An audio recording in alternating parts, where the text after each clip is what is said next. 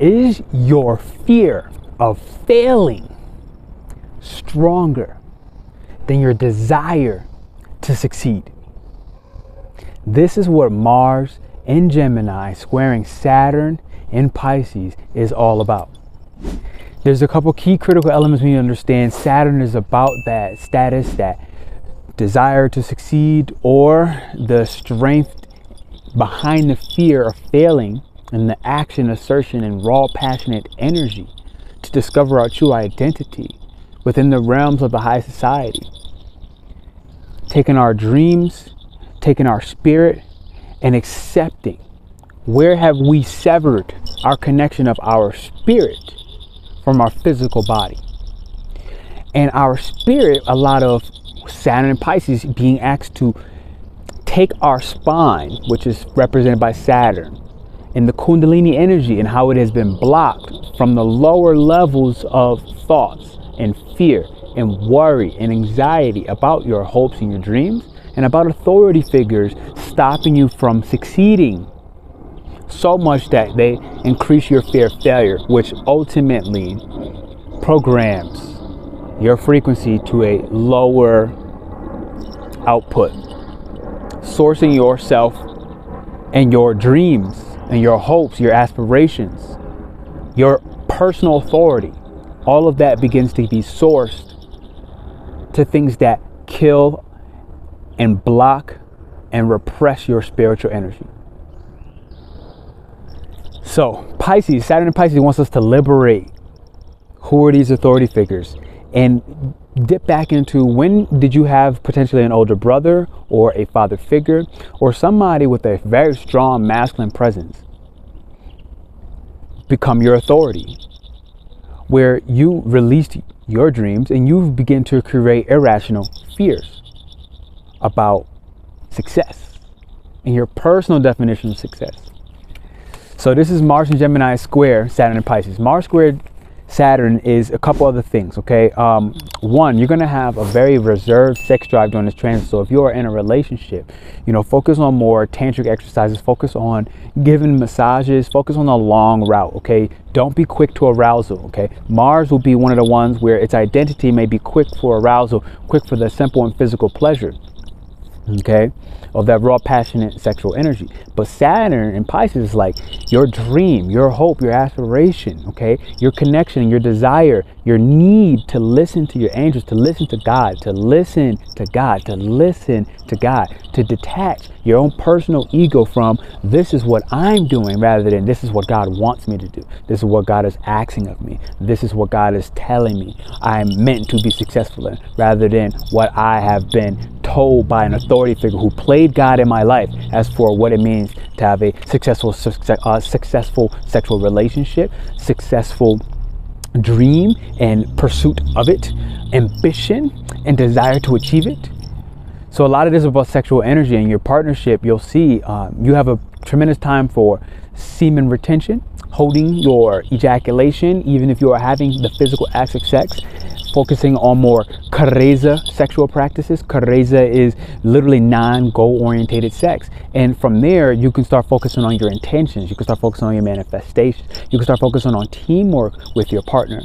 You and your partner right now are requiring teamwork. You and your business associates who are working in your office require teamwork to make the dream work.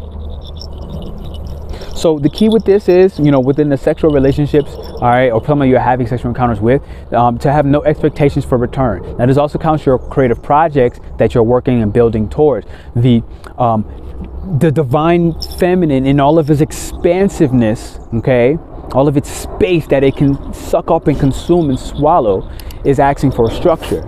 And this structure can easily be put together if you release the expectation, understand that there's a certain mystery that's required on this Mars square Saturn transit.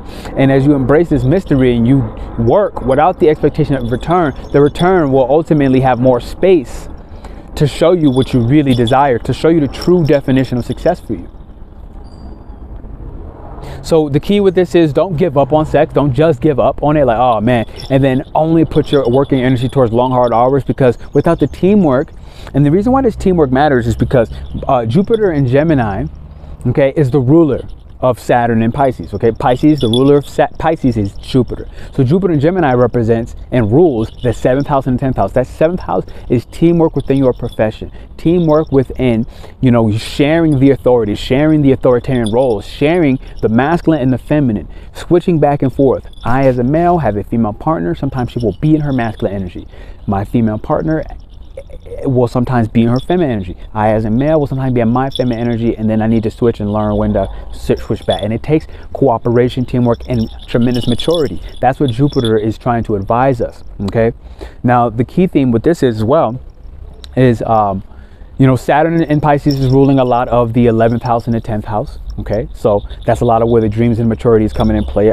And then Mars in Gemini is ruling the 11th house again in the 6th house. So what are we hearing? Right now we're hearing all earth and air. Okay, earth and air creates a very dry atmosphere. So you really want to drink a tremendous amount of water during this season. Okay, I'm going to go ahead and lead by example, which is what the 10th house wants.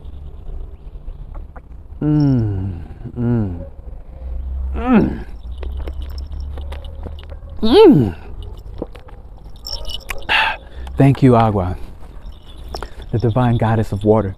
Okay, so now next, if you're finding yourself complaining about authority figures, what you need to understand is you are replaying that childhood narrative. You're replaying that childhood dream where you have been suppressed, where you've potentially been violently manhandled. You've potentially been beaten by your parents. Okay, you got the smack to the face. You got the belt to the ass, and this has a consequence where you build a separation and a psychological detachment from your physical body. So your psychology is now thinking that your body is completely separate.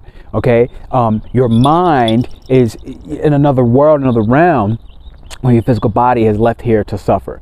And so this can turn into like self-flagellation in adulthood. This could turn into bodybuilding and really trying to destroy your muscles. Right? This is what happens. You try to destroy your muscles, and you got to be careful where there's a point where that's healthy and there's a point where it's destructive and it actually makes you more tired, where you can't sustain the long hours of work that Mars square Saturn wants. Mars square Saturn is like, you're going to have to work long hours and be full of ambition and be full of discipline to not give up on the project. And every time you meet resistance, which Mars square Saturn is all about, the resistance you meet in your teamwork, the resistance you meet with the authority in your relationship, and the authority you have within yourself for yourself is going to be tested, and that persistence and that diligence against the resistance will give you more strength, will give you more energy. So be careful. You do want to exercise during this time frame. You do want to make sure you exert some of that extra energy so that you don't only focus on doing the work on the computer all day long, and you know, create a variety. 10th house matters in this is create the variety. All right. So that you do a little bit on cleaning your house, which takes energy, right? It takes a lot of energy to clean your house well. You do a little bit of energy of reading a book. It takes energy. Your mind gets exhausted, right?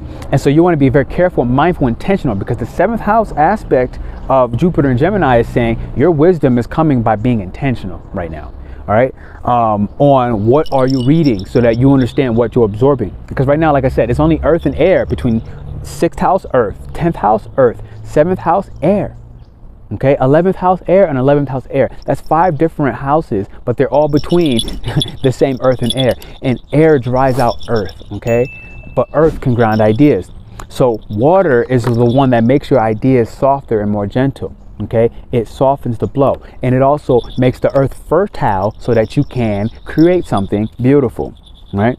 So anytime you're complaining about authority figures, you know, governmental structures, the IRS, understand that they're really representing your father, they're really representing your older brother or a masculine figure who may not have been so divine in their light body at that time, but rather in their shadows and trying to control you and trying to persecute you, make you feel like you were less than, which is why you prioritize that fear of failure over the desire to succeed. So Mars and Gemini is asking you to cut the 11th house and the 6th house patterns, okay, of basically getting rid of certain negative thoughts and allowing yourself to be more positive, allowing yourself to sit on the wisdom and reserve yourself and act on the projects that essentially God is whispering in your ear, and realize I could detach from this and realize that I can just go be the best at this because God wants me to do this. And if somebody ridicules my idea, somebody tries to humiliate me, I'm not really being humiliated. They're humiliating something they don't understand, which is God, because they have separated their mind, and the mind connects us to heaven, because from the mind we astral project, we step outside of our body, and we can go anywhere, we can imagine anything, and with that we can then, like in a meditation the other day, for example, I stepped out of my body and I went to the sun, and I was like, sun, take me in and reinvent myself, reinvent this identity of mine, reinvent my soul's mission and ambition, reinvent, and that's what I did. I went, and the mind can take us out, and the body stays here. And so this disconnection of whatever violence you may have faced that you psychologically detached from, this is the squaring energy, all right, that you psychologically detached from, is actually to now go back and self-examine with a very logical mindset and realize, you know, this parent of mine, this, you know, potential of violence I faced, psychological violence, verbal violence, it really was intimidating back then. And I could understand that through forgiveness, you know, that parent figure, that authority figure, they really didn't know better, because they were in their shadow behaviors. They were in their own conditions. They were repeating what their parents were repeating, what their parents were repeating. And now Mars and Gemini is like, you can go ahead and cut that away and realize God is redirecting you to let go of the negativity of everything just spoken and reinvite, okay, the positive, studious mindset that says, I'm ready to learn forgiveness. I'm ready to learn self-control. I'm ready to learn how to examine my patterns, my behaviors. Okay, I'm ready to learn how to reserve my sexual energy and produce projects and create babies that are worth bringing into this world because I put an intention out there.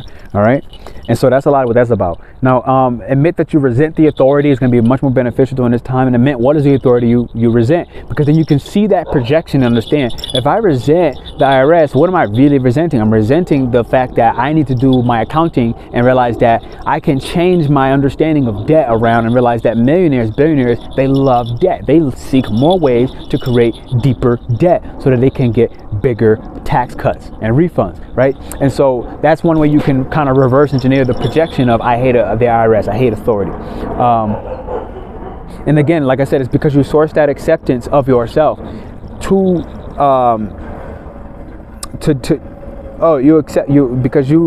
I got my notes here, but I can't see it right now. Because you sourced accepting yourself. Oh, you source accepting your own dream, excuse me, to an older brother, to a father figure, to a male figure, to an authority figure. And that's why it's now like, you know, failure seems to be the only thing, because it's not your dream. It's the dream that somebody else sourced to you. So if you see that projection, you can start taking the time to cut away from those aspirations that you really and truly don't have, and start putting long focused hours on the work that may literally seem like to give you very little results, but the reality is that's not true. You have to stay diligent and persistent, and that persistence of what seems like little results are actually helping you break through the wall, break through the barrier, the invisible barrier that is holding you from everything that you desire. Okay, and so the key thing is understand how powerful self-denial is. You can't deny yourself your dream anymore. You can't deny yourself, you know, positive thoughts. You can't deny yourself a life where you reconnect your psychology, you reconnect your mind, you reconnect your spirit to your physical body, and understand, okay, that you no longer need to deny yourself, you need to accept yourself. And this is a huge key difference that we can have, and learn right now to actually talk out your problems, do some solution problem solving with your peers, with your groups, with your co-workers, with God, and talk to God and be like, hey, God, talk to me, help me with this creation, help me with these difficulties, help me with the sexual relationship and the fact that, you know, we're not having enough sex. Like, help me understand, like, how can we do this? Help me understand, how can I be more patient? Help me understand, how can I, you know, create a relationship with my partner, with my lover, with a random, you know, person that maybe I'm not being so intentional. Help me understand the people that I'm not being intentional with my sexual energy, and help me become more intentional. Help me deny, you know, what's not true, what's not authentic, what's not for me, right? And at the end of the day, this is what I have for you, ladies and gentlemen. This is Mars in Gemini, Jupiter in Gemini, Saturn in Pisces. Okay, we have to understand that Mercury is in Virgo, but it's going back into Leo and it's retrograde. So Mars in Gemini has to listen to this whole, you know, switch up, the switcheroo. And so if you're seeing like your technology and stuff are breaking down right now, it's only doing it so that you can listen to God. If you're only doing it so you can invite yourself to more nature, okay? Literally, look, like I had headphones break, like 2 headphones break. I had this, that. I've had no Wi-Fi for the last like 3 to 4 days. I mean, you know, like literally like no Wi-Fi at all. Like, and it's only happened so I've been meditating more. I've been doing more yoga, and it's allowed me to reconnect my mental, my mind, that can reinvent my imagination and a positive and optimistic and enthusiastic outlook on life and on my dreams and where I'm going, my long-term goals and aspirations. Long-term, which means that it may seem like you're getting little results step by step, but your persistence will give you more energy and excitement and vigor and life and enjoyment and just pleasure for, wow, this is what it means to separate from all the technology, to reconnect to the technology of the human self, the technology and its advancements of the human consciousness and mind. Wow, the human is, wow, we are so amazing. And to come back to that and realize, yes, this is what makes me feel alive. I am now a highly conscious being, and I have always been that way, but I'm reconnecting to that high consciousness that goes above and beyond the technology, and realize I don't need to Google everything. I need to Google my own intentions, okay? I need to Google within my own internal system, and I need to grow a spine, which Saturn and Pisces wants, to pursue my dreams and to pursue the desires to succeed more than the fear of failure. Hit the thumbs up and the likes button. Take a one-on-one reading with me. Check out our Mars and Gemini video. We did all signs. Check out our Mars and Gemini conjunct Jupiter and Gemini, which is happening like one day before this transit. That'll give you another insight that'll complete and pair these two together. And that said, you know, this is just a tremendous joy. I thank you for being here. Hit the thumbs up and likes button. Check out our membership. All right, that community is growing every day.